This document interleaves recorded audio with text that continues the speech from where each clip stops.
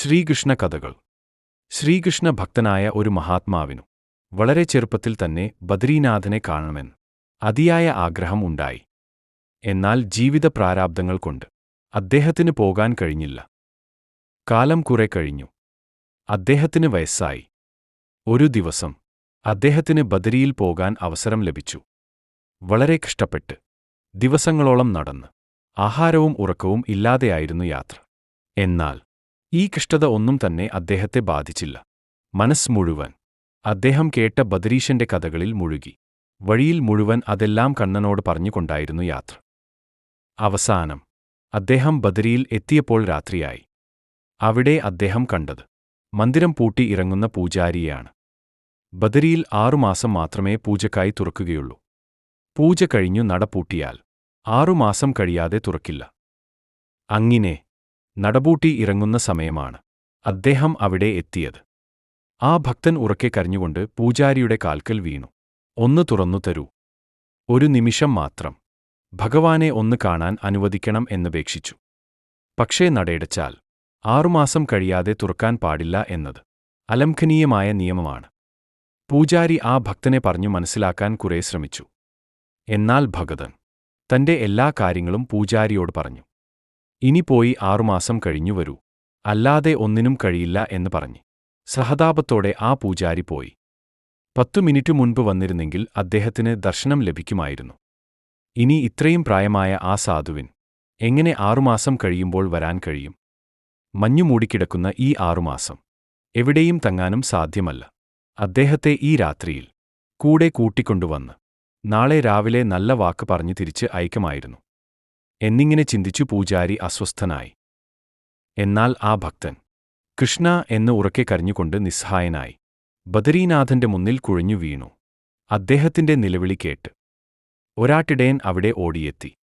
അദ്ദേഹത്തെ താങ്ങി എഴുന്നേൽപ്പിച്ചു തന്റെ ഗുഹയിലേക്ക് കൂട്ടിക്കൊണ്ടുപോയി. അദ്ദേഹത്തിന്റെ കാലും മുഖവും കഴുകിച്ചു. വെള്ളം കുടിക്കുവാൻ കൊടുത്തു. എന്നിട്ട് ആ ഭക്തന്റെ കാൽ തടവിക്കൊടുത്തുകൊണ്ട് കാൽക്കൽ ഇരുന്ന് വിശേഷങ്ങൾ ചോദിച്ചു. എല്ലാം കേട്ടുകഴിഞ്ഞ് ആ ബാലൻ പറഞ്ഞു, "അങ്ങ് വിഷമിക്കേണ്ട. ഇവിടുത്തെ പൂജാരി മഹാദയാലുവാണ്. അങ്ങയുടെ മനസ്സ് മനസ്സിലാക്കി. തീർച്ചയായും നാളെ രാവിലെ അങ്ങക്ക് വേണ്ടി നട തുറക്കും. തീർച്ച സമാധാനമായി ഉറങ്ങൂ." ഇത് കേട്ട ആ ഭക്തൻ പറഞ്ഞു, "എന്റെ കൃഷ്ണൻ വന്നു പറഞ്ഞതുപോലെ ആശ്വാസം തരുന്നു നിന്റെ വാക്കുകൾ. പക്ഷേ കുഞ്ഞേ, എനിക്ക് നാളെ ഭഗവാനെ കാണുന്നതുവരെ ഉറങ്ങാൻ കഴിയും എന്ന് തോന്നുന്നില്ല." ആ ബാലന്റെ കണ്ണുകൾ വികസിച്ചു. "കൃഷ്ണനോ അതാരാണ്? അങ്ങയുടെ മകനാണോ?" "കുഞ്ഞേ, എല്ലാവർക്കും നാഥനായ കൃഷ്ണനെക്കുറിച്ച് നീ കേട്ടിട്ടില്ലേ? മായാമനുഷ്യ ബാലനായി ഭൂമിയിൽ അവതരിച്ച് ആടിയ സുന്ദരലീലകളെക്കുറിച്ച് കേട്ടിട്ടില്ലേ? സ്വാമി, ഈ കാട്ടിൽ കഴിയുന്ന എനിക്ക് ഇതെല്ലാം ആരാണ് പറഞ്ഞു തരുന്നത്? അങ്ങേക്ക് വിഷമമില്ലെങ്കിൽ ഉറക്കം വരുന്നത് വരെ എനിക്ക് ആ കൃഷ്ണകഥകൾ പറഞ്ഞു തരൂ."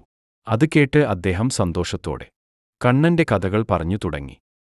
കഥകൾ ആസ്വദിച്ചു കേട്ട ആ ബാലൻ കൃഷ്ണകഥകളിൽ മുഴുകി. കൃഷ്ണനായി മുന്നിൽ നിൽക്കുന്നത് പോലെ ആ ഭക്തൻ അനുഭവപ്പെട്ടു. രണ്ടുപേരും പരമാനന്ദത്തിൽ മുങ്ങി. നേരം നന്നായി പുലർന്നു. രണ്ടുപേരും ആ രാത്രി ഉറങ്ങിയില്ല. കുളിയും സന്ധ്യാവന്ദനവും കഴിഞ്ഞ് അദ്ദേഹം ഇടേബാലൻ പറഞ്ഞതുപോലെ ക്ഷേത്രത്തിൽ പോയി നോക്കാം എന്ന് കരുതി പുറപ്പെട്ടു. ബാലൻ അദ്ദേഹത്തെ നമസ്കരിച്ചു ആടുമേക്കാൻ പോയി. ക്ഷേത്രത്തിൽ എത്തിയ ആ മഹാത്മാവ് അത്ഭുതപ്പെട്ടു. 6 മാസം കഴിഞ്ഞേ തുറക്കൂ എന്ന് പറഞ്ഞ് ക്ഷേത്രനട തുറന്നിരിക്കുന്നു. വീണു നമസ്കരിച്ചു. എത്ര കാലമായി ആഗ്രഹിച്ച ആ പുണ്യദർശനം. ആത്മാനന്ദത്തിൽ എല്ലാം വിസ്മരിച്ചു കുറെ സമയം ഇരുന്നു. ആനന്ദത്തിൽ നിന്നും ഉണർന്ന അദ്ദേഹം പൂജാരിയുടെ മുന്നിൽ വീണു നമസ്കരിച്ചുകൊണ്ട് പറഞ്ഞു, "അങ്ങയുടെ പരമകാരുണ്യത്താൽ എന്റെ ചിരകാലാഭിലാഷം സാധിച്ചു. ഇനിയും 6 മാസം വന്നു ദർശനം എന്നത് സാധിക്കാത്ത കാര്യമാണ്." പൂജാരി അത്ഭുതത്തോടെ ചോദിച്ചു, "അങ്ങ് പറയുന്നത് ഒന്നും തന്നെ എനിക്ക് മനസ്സിലാവുന്നില്ല. ഈ 6 മാസം അങ്ങ് എവിടെ ആയിരുന്നു?" "ഞാൻ ഇക്കാലമൊക്കെയും അങ്ങയെക്കുറിച്ച് ചിന്തിച്ചു വിഷമിക്കുകയായിരുന്നു. 6 മാസം കഴിഞ്ഞു. ഇന്ന് നട തുറന്ന ഈ ദിവസം തന്നെ കൃത്യമായി അങ്ങെങ്ങനെ ഇവിടെ എത്തി?" "എന്ത് 6 മാസമോ? ഞാൻ ഇന്നലെ വൈകിട്ടല്ലേ ഇവിടെ വന്നത്." വിഷമിച്ചു തളർന്നു വീണപ്പോൾ ഇടേബാലൻ വന്നതും ഭക്ഷണം തന്നു സൽക്കരിച്ചതും പുലരും വരെ കൃഷ്ണകഥകൾ പറഞ്ഞിരുന്ന് രാവിലെ ആ ബാലൻ പറഞ്ഞതനുസരിച്ച് ഇന്ന് ഇവിടെ വന്ന് നോക്കിയിട്ട് തിരിച്ചു പോകാം എന്ന് കരുതിയതാണ്. എന്നുമല്ല. ആ ഭാഗവതോത്തമന്റെ വാക്കുകൾ കേട്ട പൂജാരി അദ്ദേഹത്തെ സാഷ്ടാംഗം നമസ്കരിച്ചു. ആ പ്രദേശത്ത് അങ്ങനെ ഒരു ഗുഹയോ ഇടയ ബാലനോ ഇല്ലായിരുന്നു. മാത്രമല്ല, ഈ 6 മാസക്കാലം ആ പ്രദേശം മുഴുവനും മഞ്ഞു മൂടിക്കിടക്കുകയായിരുന്നു. സർവാത്മ സമർപ്പണത്തോടെയുള്ള നിഷ്കാമ ഭക്തിക്കു മുൻപിൽ കാലദേശങ്ങൾക്കു എന്ത് സ്ഥാനം? കണ്ണൻ ഏറ്റവും ഇഷ്ടമുള്ള കാര്യം എന്താന്നറിയോ? കണ്ണന്റെ കഥകൾ പറയുന്നതാണ്.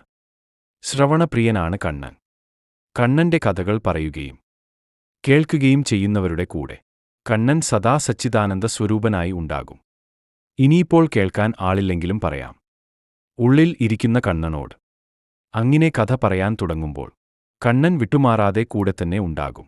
ഹരേ രാമ ഹരേ രാം, രാമ രാമ ഹരേ ഹരേ, ഹരേ കൃഷ്ണ കൃഷ്ണ കൃഷ്ണ ഹരേ ഹരേ.